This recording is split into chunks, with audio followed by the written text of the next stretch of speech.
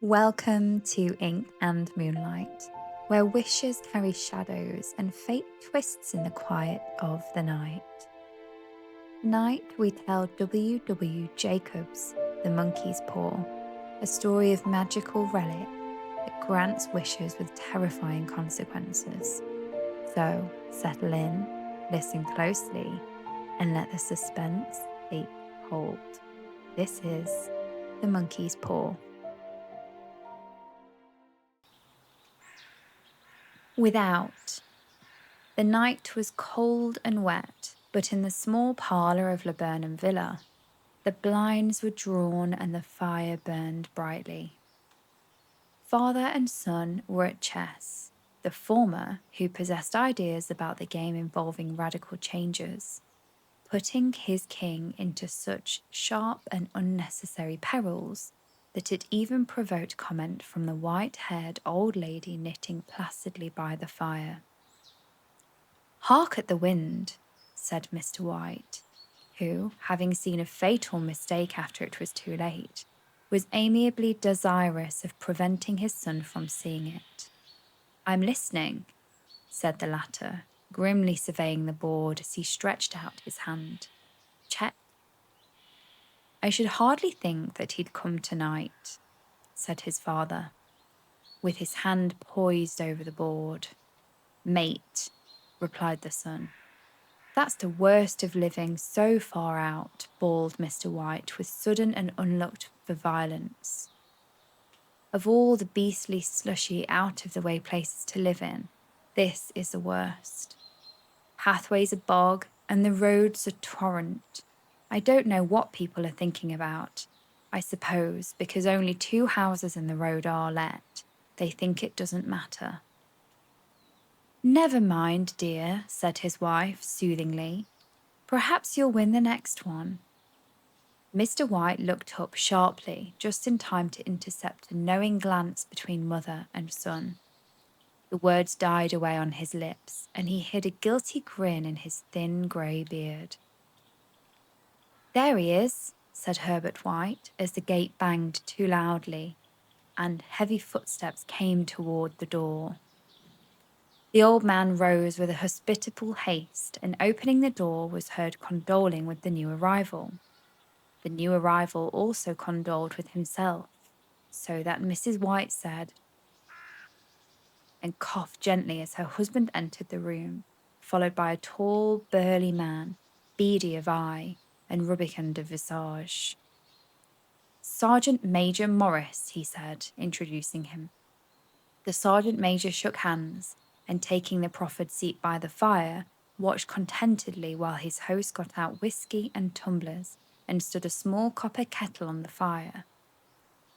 At the third glass his eyes got brighter, and he began to talk, the little family circle regarding with eager interest this visitor from distant parts. As he squared his broad shoulders in the chair and spoke of wild scenes and doughty deeds of wars and plagues and strange peoples. 21 years of it," said Mr. White, nodding at his wife and son. "When he went away, he was a slip of a youth in the warehouse. Now look at him." "He don't look to have taken much harm," said Mrs. White politely. "I'd like to go to India myself," said the old man. "Just to look around a bit, you know." "Better where you are," said the sergeant major, shaking his head. He put down the empty glass, and sighing softly, shook it again. "I should like to see those old temples, and fairs and jugglers," said the old man. "What was that you started telling me the other day about a monkey's paw or something, Morris?" "Nothing," said the soldier hastily. "Leastways nothing worth hearing." "Monkey's paw?" said Mrs. White curiously. "Well, it's just got a bit of what you might call magic, perhaps," said the sergeant major offhandedly. His 3 listeners leaned forward eagerly. The visitor, absent-mindedly, put his empty glass to his lips and then set it down again. His host filled it for him. "To look at," said the sergeant major, fumbling in his pocket. "Just an ordinary little paw, dried to a mummy." He took something out of his pocket and proffered it. Mrs. White drew back with a grimace, but her son, taking it, examined it curiously. "And what is there special about it?" inquired Mr. White as he took it from his son, and having examined it, placed it upon the table. "It had a spell put on it by an old fakir," said the sergeant major, "a very holy man. He wanted to show that fate ruled people's lives, and that those who interfered with it did so to their sorrow. He put a spell on it so that 3 separate men could each have 3 wishes from it. His manner was so impressive that his hearers were conscious that their lighted laughter jarred somewhat. "Well, why don't you have 3, sir?" said Herbert White cleverly. The soldier regarded him in the way that middle age is wont to regard presumptuous youth. "I have," he said quietly, and his blotchy face whitened. "And did you really have the 3 wishes granted?" asked Mrs. White. "I did," said the sergeant major, and his glass tapped against his strong teeth. "And has anybody else wished?" persisted the old lady. "The first man had his 3 wishes, yes," was the reply. "I don't know what the first 2 were, but the third was for death. That's how I got the paw." His tones were so grave that a hush fell upon the group. "If you've had your 3 wishes, it's no good to you now, then, Morris," said the old man at last. "What do you keep it for?" The soldier shook his head. "Fancy, I suppose," he said, slowly. "I did have some idea of selling it, but I don't think I will. It has caused enough mischief already. Besides, people won't buy. They think it's a fairy tale, some of them. And those who do think anything of it want to try it first and pay me afterward." "If you could have another 3 wishes," said the old man, eyeing him keenly, "would you have them?" "I don't know," said the other. "I don't know." He took the paw and, dangling it between his forefinger and thumb, suddenly threw it upon the fire. White, with a slight cry, stooped down and snatched it off. "Better let it burn," said the soldier solemnly. "If you don't want it, Morris," said the other, "give it to me." "I won't," said his friend doggedly. "I threw it on the fire. If you keep it, don't blame me for what happens. Pitch it on the fire again like a sensible man." The other shook his head and examined his new possession closely. "How do you do it?" he inquired. "Hold it up in your right hand and wish aloud," said the sergeant major. "But I warn you of the consequences." "Sounds like the Arabian Nights," said Mrs. White, as she rose and began to set the supper. "Don't you think you might wish for 4 pairs of hands for me?" Her husband drew the talisman from the pocket, and then all 3 burst into laughter as the sergeant major, with a look of alarm on his face, caught him by the arm. "If you must wish," he said gruffly, "wish for something sensible." Mr. White dropped it back in his pocket and, placing the chairs, motioned his friend to the table. In the business of supper, the talisman was partly forgotten, and afterward the 3 sat listening in enthralled fashion to a second instalment of the soldier's adventures in India.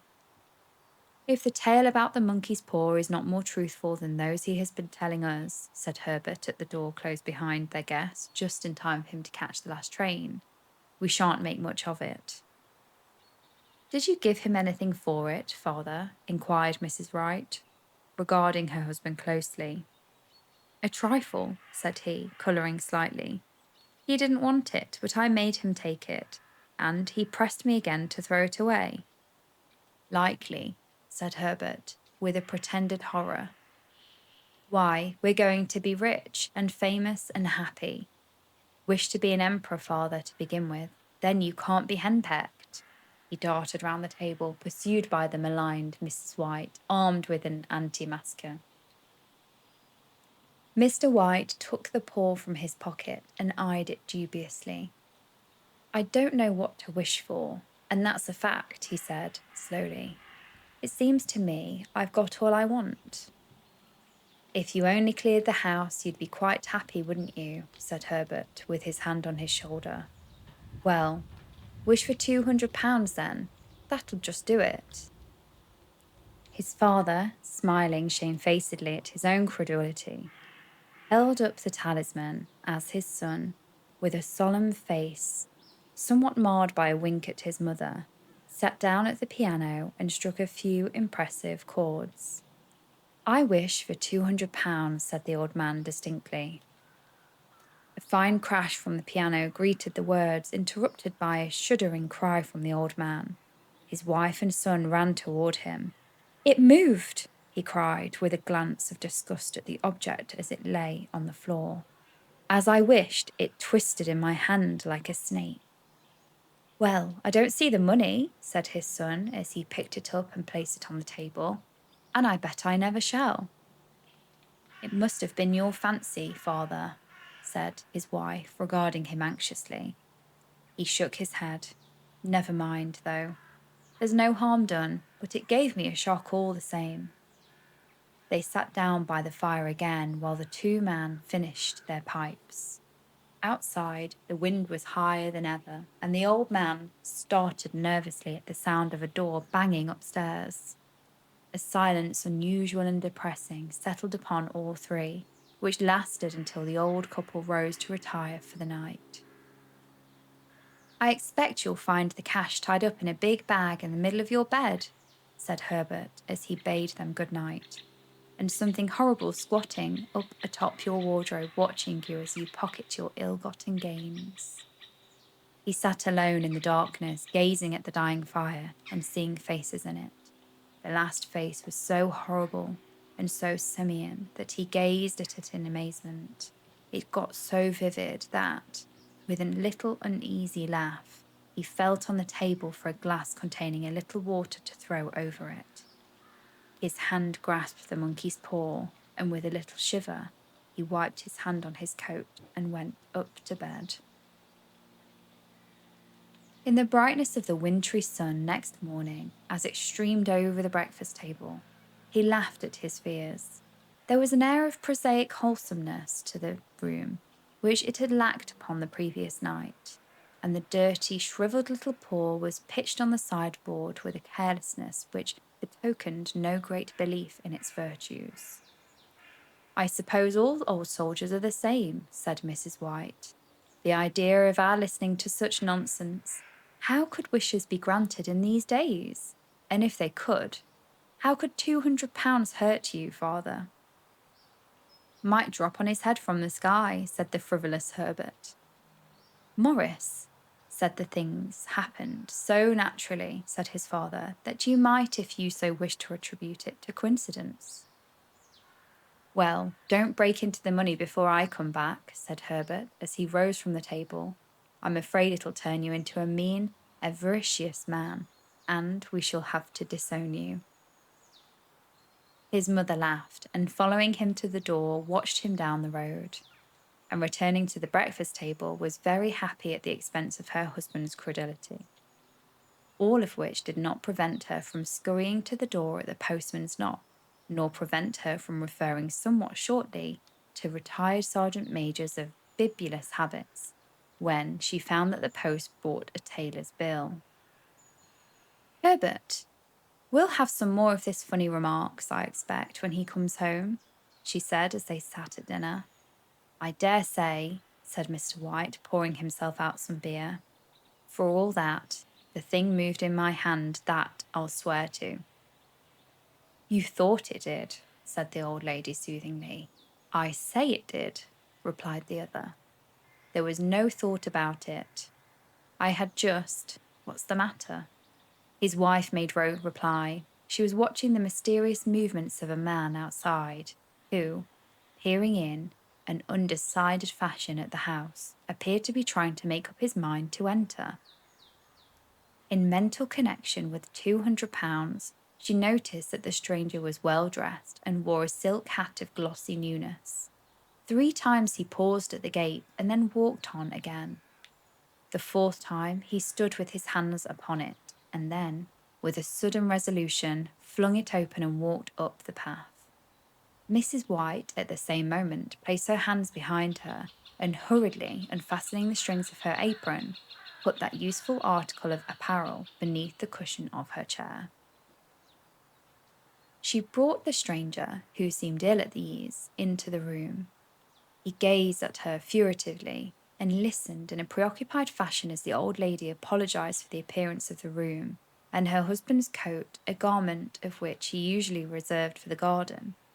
She then waited as patiently as her sex would permit for him to broach his business, but he was at first strangely silent.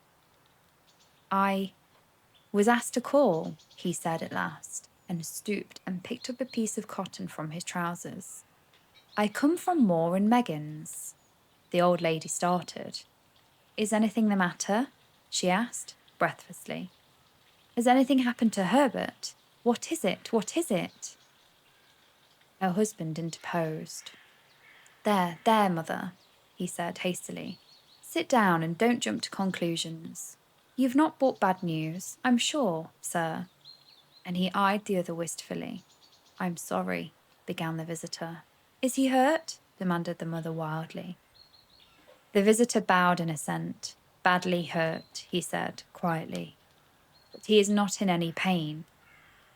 "Oh, thank God," said the old woman, clasping her hands. "Thank God for that. Thank—" She broke off suddenly as the sinister meaning of the assurance dawned upon her, and she saw the awful confirmation of her fears in the other's averted face. She caught her breath, and turning to her slower-witted husband, laid her trembling old hand upon his. There was a long silence. "He was caught in the machinery," said the visitor, at length in a low voice. "Caught in the machinery?" repeated Mr. White in a dazed fashion. "Yes." He sat staring blankly out the window, and taking his wife's hand between his own, pressed it as if he had been wont to do in their old courting days nearly 40 years before. "He was the only one left to us," he said, turning gently to the visitor. "It is hard." The other coughed, and rising, walked slowly to the window. "The firm wished me to convey their sincere sympathy with you in your great loss," he said, without looking round. "I beg that you will understand I am only their servant and merely obeying orders." There was no reply. The old woman's face was white, her eyes staring and her breath inaudible. On the husband's face was a look such as his friend Sergeant might have carried into his first action. "I was to say that Moore and Meggins disclaim all responsibility," continued the other. "They admit no liability at all, but in consideration of your son's services, they wish to present you with a certain sum as compensation."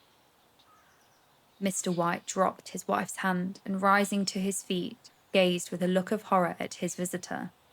His dry lips shaped the words, "How much?" £200 was the answer. Unconscious of his wife's shriek, the old man smiled faintly, put out his hands like a sightless man, and dropped, a senseless heap, to the floor. In the huge new cemetery, some 2 miles distant, the old people buried their dead and came back to a house steeped in shadow and silence. It was all over so quickly that at first they could hardly realize it and remained in a state of expectation, as though of something else to happen.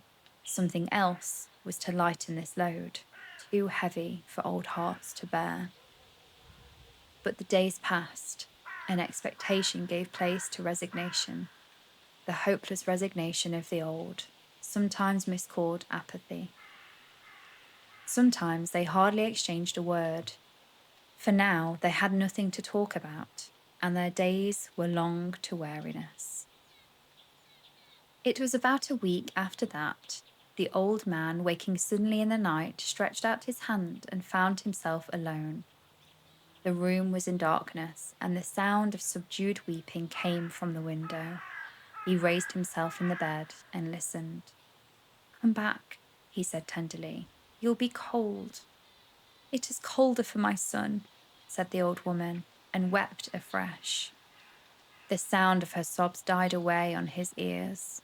The bed was warm and his eyes heavy with sleep. He dozed fitfully and then slept until a sudden wild cry from his wife awoke him with a start. "The paw!" she said wildly. "The monkey's paw!" He started up in alarm. "Where? Where is it? What's the matter?" She came in, stumbling across the room toward him. "I want it," she said quietly. "You've not destroyed it?" "It's in the parlor, on the bracket," he replied, marveling. "Why?" She cried and laughed together, and bending over, kissed his cheek. "I only just thought of it," she said hysterically. "Why didn't I think of it before? Why didn't you think of it?" "Think of what?" he questioned. "The two other wishes," she replied rapidly. "We've only had one." "Was that not enough?" he demanded fiercely. "No," she cried triumphantly. "We'll have one more. Go down and get it quickly and wish our boy alive again." The man sat up in bed and flung the bedclothes from his quaking limbs. "Good God, you are mad," he cried aghast. "Get it," she panted. "Get it quickly and wish. Oh, my boy, my boy." Her husband struck a match and lit the candle. "Get back to bed," he said unsteadily. "You don't know what you're saying." "We had the first wish granted," said the old woman feverishly. "Why not the second?" "A coincidence," stammered the old man. "Go and get it and wish," cried his wife, quivering with excitement. The old man turned and regarded her, and his voice shook. "He has been dead 10 days, and besides I would not tell you else, but I could only recognize him by his clothing. If he was too terrible for you to see then, how now?" "Bring him back," cried the old woman, and dragged him towards the door. "Do you think I fear the child I have nursed?" He went down in the darkness and felt his way to the parlor, and then to the mantelpiece.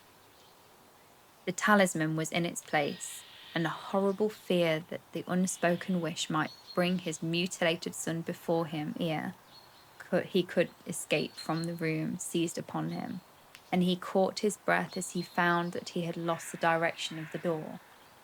His brow cold with sweat, he felt his way round the table, and groped along the wall until he found himself the small passage with the unwholesome thing in his hand. Even his wife's face seemed changed as he entered the room. It was white and expectant, and his fears seemed to have an unnatural look upon it. He was afraid of her. "Wish," she cried in a strong voice. "It is foolish and wicked," he faltered. "Wish," repeated his wife. He raised his hand. "I wish my son alive again." The talisman fell to the floor, and he regarded it fearfully. Then he sank trembling into a chair as the old woman, with burning eyes, walked to the window and raised the blind. He sat until he was chilled with the cold, glancing occasionally at the figure of the old woman peering through the window. The candle end, which had burned below the rim of the china candlestick, was throwing pulsating shadows on the ceiling and walls, until, with a flicker larger than the rest, it expired.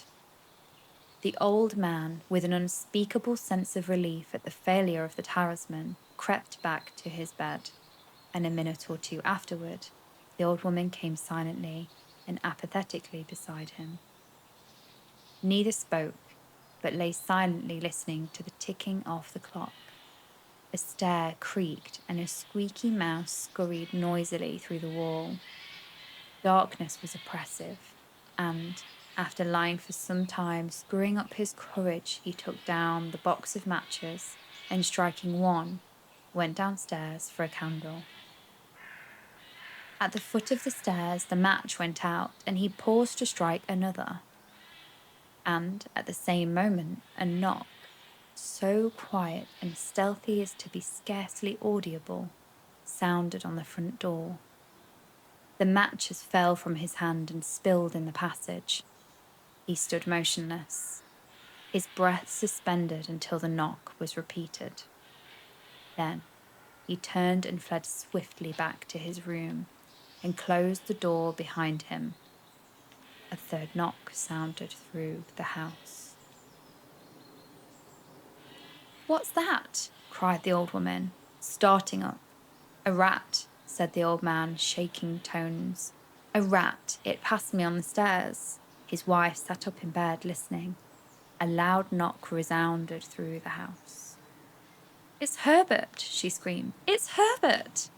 She ran to the door, but her husband was before her, and catching her by the arm, held her tightly. "What are you going to do?" he whispered hoarsely. "It's my boy. It's Herbert," she cried, struggling mechanically. "I forgot it was 2 miles away. What are you holding me for? Let go. I must open the door." "For God's sake, don't let it in," cried the old man, trembling. "You're afraid of your own son," she cried, struggling. "Let me go.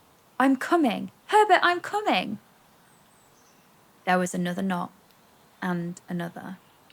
The old woman, with a sudden wrench, broke free and ran from the room. Her husband followed to the landing and called after her appealingly as she hurried downstairs. He heard the chain rattle back and the bottom bolt drawn slowly and stiffly from the socket. Then the old woman's voice, strained and panting. "The bolt!" she cried loudly. "Come down! I can't reach it!" But her husband was on his hands and knees, groping wildly on the floor in search of the paw. If he could get it, only and find it before the thing outside got in. A perfect fusillade of knocks reverberated through the house, and he heard the scraping of a chair as his wife put it down in the passage against the door. He heard the creaking of the bolt as it came slowly back, and at the same moment he found the monkey's paw and frantically breathed his third and last wish. The knocking ceased suddenly. Although the echoes of it were still in the house, he heard the chair draw back and the door opened. A cold wind rushed up the staircase, and a long, loud wail of disappointment and misery from his wife gave him courage to run down to her side, and then to the gate beyond. The street lamp flickering opposite shone on a quiet and deserted road. And so, the tale warns us, desire can open doors we never intended to cross. Thank you for joining me beneath the moonlight. If this story gave you chills, please subscribe for more weekly tales. Sleep well, dream deeply, and may the moonlight guide you home.